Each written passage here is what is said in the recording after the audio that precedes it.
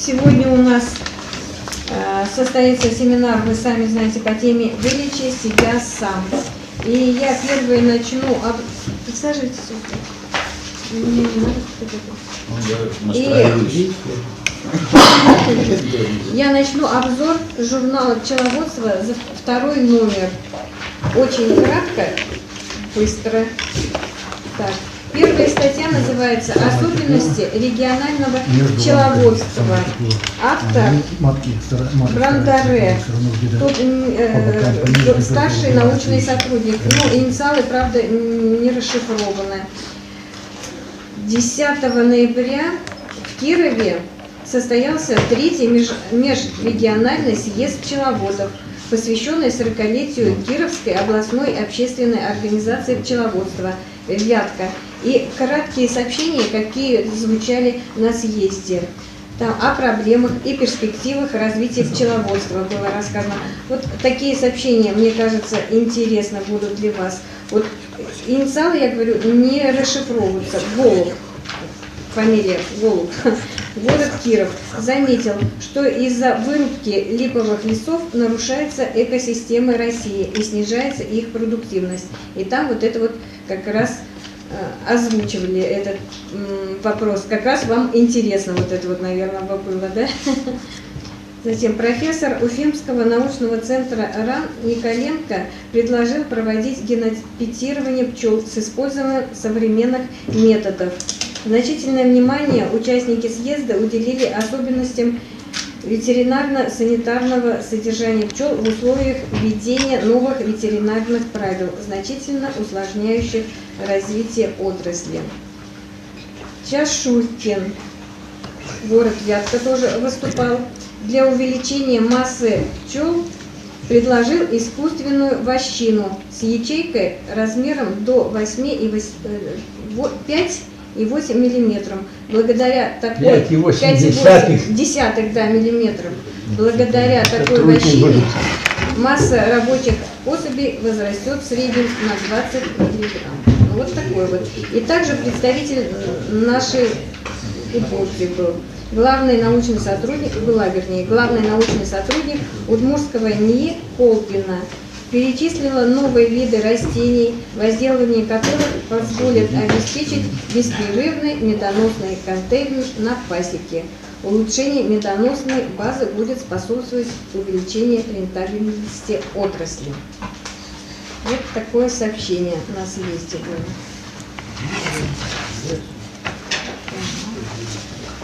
Следующая статья. Температура скопления пчел и трутней. Авторы Яськов Евгений Константинович, доктор биологических наук, профессор. Яськова Майя Дмитриевна, доктор биологических наук, профессор. Они постоянно печатаются в журнале «Пчеловод». Так. Полностью такое исследование большое проведено, со всеми графиками. Вот посмотрите, такое серьезное исследование. Но тут вывод такой. В годичном цикле жизни пчелиной семьи увеличение численности рабочих пчел повышает вероятность ее выживания при неблагоприятных изменениях температуры. Трутни, в отличие от рабочих пчел, не агрегируются и не реагируют изменением активности термогенеза на колебания внешней температуры. Находясь в пчелином гнезде, они препятствуют рабочим пчелам регулярность температуры. Увеличение численности трутней в улье сопряжено с увеличением биологически нецелесообразных энергетических затрат семьи на жизнеобеспечение. Это представляет наибольшую угрозу в период зимовки. Поэтому они изгоняют трутней из ульев. Ну, вот такой вот как бы вывод был сделан в статье.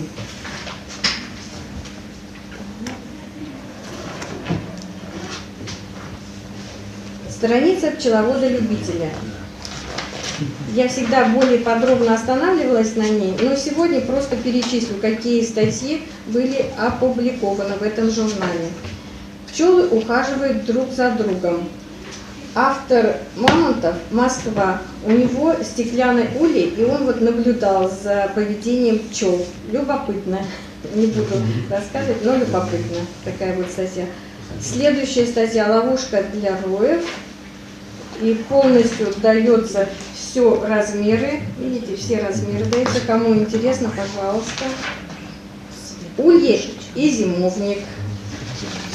Тоже все показано, все красочно, фотография. Малая механизация на пасеке.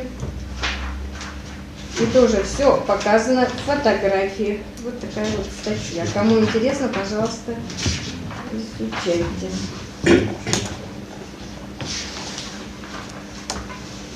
Следующая статья. Регистрация автотранспортных средств и перевозка на них пчел. Рубрику ведет почетный работник прокуратуры Российской Федерации, старший советник юстиции Астафьев.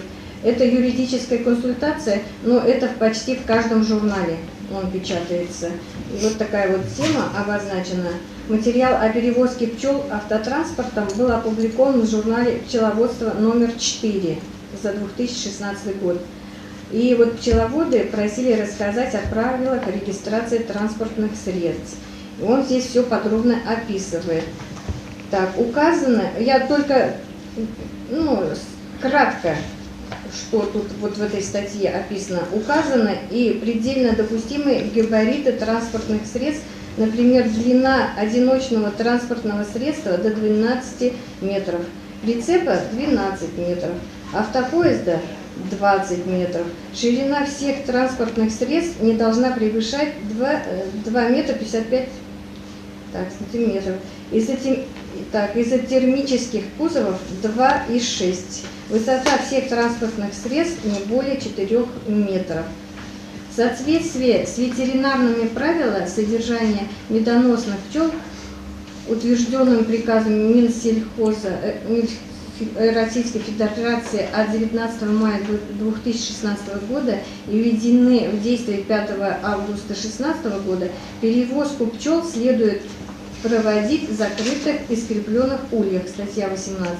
В случаях задержки при осуществлении перевозки на срок более 1 часа для предотвращения гибели пчел от перегрева и резкого повышения влажности воздуха, ульи перемещают из транспортного средства в проветриваемое место для временного расположения. Статья 19.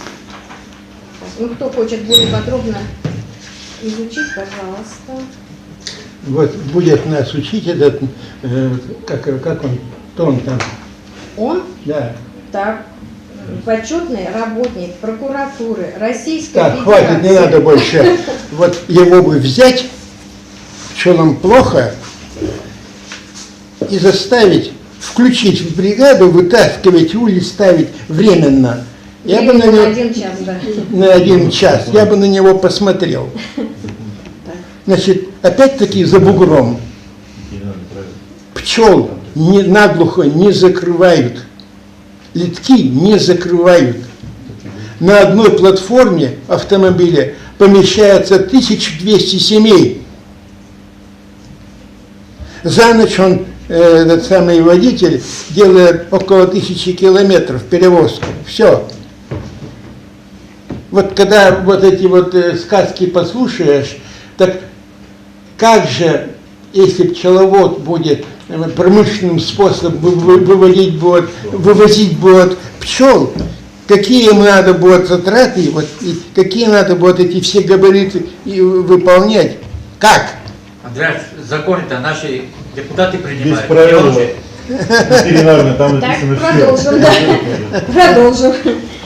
Следующая статья – история использования гофрокартона в пчеловодстве и шмелеводстве. Два автора под одной Гафра или фамилией. гофра? Гофрокартона. Вот Гофрокартона. Авторы 2, инициалы разные. Корольков, 2 автора. Здесь преимущество о достоинствах пакетов из гофрокартона перед аналогами из ДВП или фанеры или фанеры. Здесь перечислены 7 достоинств. Я вам сейчас 2 только перечислю. Гофрокартон подлежит обязательной сертификации, а это гарантия безопасности тары. Картонная упаковка используется однократно. При повторном применении этот факт будет очевиден по ряду признаков. В общем, 7 достоинств. Сейчас еще скажу, что в настоящее время в России нет аналогов пакетов для пчел из гофрокартона, производимые в Санкт-Петербурге. Так, вы что-то хотели еще? А я вот что скажу. Опять-таки, за бугром вот этой дурью не маются. Пакет пчел безрамочный,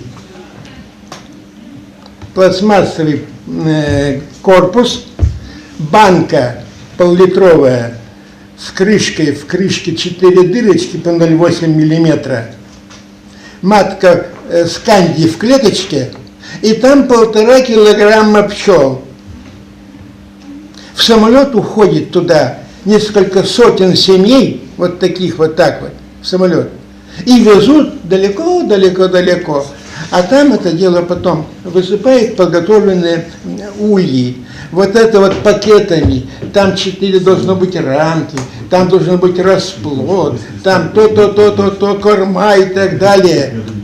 И дорого, и неудобно, и прочее. Значит, вот против вот, ну, я был в Германии, встречался с пчеловодом с одним несколько раз. Он на работе работает, у него 200 семей. Я приносил сюда диск, к сожалению, этот диск был где-то затертый, к сожалению. Там вся технология была показана. И вот, как говорится, в нашем понимании, как можно работать на производство и иметь 200 семей. Многокорпусные ульи. Сделаны они из пенополистирола на рамку 230. И вот он работает, даже как он пчел стряхивает, как у нас делается, и как у него, это просто смотришь на него и рот разинешь. Ящик вот такой, по краям вот так вот сделаны щеточки. Он рамку с пчелами берет, вот так вот, раз, два.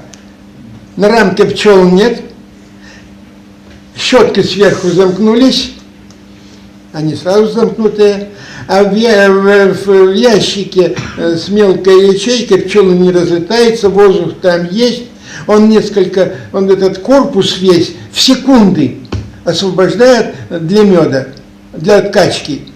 Провел раз, провел, отставил, следующий корпус берет, следующий ящик берет и так далее и тому подобное. Вот смотришь, технологии совсем другие.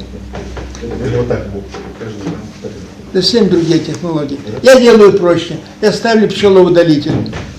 С вечера поставил пчелоудалитель, утром прихожу в майке, без рукавки, без сетки, безо всего, снимаю корпуса. Если там пчелы сидят, закрываю скорее. Почему? Значит, там есть расплод. Если есть расплод, пчелоудалитель не работает. Так. Понятно. Все. Ну, да, мы поняли, что вы против гофрокартона. Я против зряшных работ, ребята. Ну вот не знаю. Ну вот я смотрел на соседа, вот он лежаки взял, принес, газовую горелку он приобрел, доволен. И там с женой они щелоками и мочалками чистят, и я на них смотрю, уставшие. Лежак весит 90 килограмм, она пожилая, вон пожилой, маются. Детям некогда этим делом заниматься. Вот я на них смотрю и думаю, Господи, что вы делаете? Понятно. Ну, когда, ну техника далеко вперед ушла, ребята. Так, продолжим. Так, вы закончили, нет? Нет еще. Давайте заканчивайте, я буду по теме. Сейчас я очень... Знаете, мне тоже надо выступить. Так, Следующая статья. Морфологические показатели внешнего покрова куколок возбудителей канопидоза. Правильно? Канопидоз.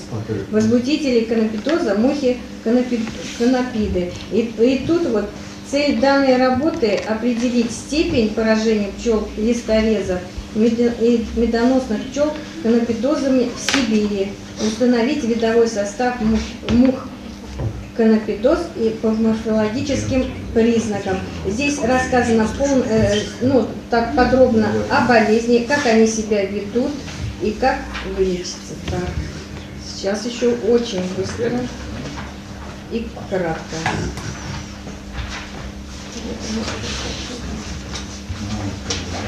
Вот на что хотела ваше внимание обратить. Такая вот статья. Контроль остаточных количеств антибиотиков в меде на основе иммуно-микрочиповой технологии. Авторы, коллектив авторов Всероссийской НИИ, ветеринарная санитария, гигиена и экология. В Российской Федерации для борьбы с опасными бактериальными заболеваниями пчел разрешен к применению только один антибиотик – тетрациклин. Так. И вот здесь вот полностью методика проведена. Одним изучали две группы образцов цветочного меда, исследования до и после внесения тетрациклина. В первой группе добавили лекарства, а во второй нет. И пробная реакция продолжалась с 10 до 20 минут. Весь анализ с подготовкой проб занял не более 3 часов. И здесь вот методика полностью описана. Кому интересно, пожалуйста. Еще такая статья. Мед косметолог. Здесь вот уже даны рецепты, как заживление шрамов, рассасывание рубцов, сухость и шелушение кожи, омоложение лица, укрепление волос, зуд головы и перхоть происходит с помощью меда. Ну и все. Спасибо. Вот, если кому интересно, более подробно, потому что я уже поторопилась, и более подробно, пожалуйста, сами посмотрите журнал. Здесь не все статьи я затронула. Интересный журнал.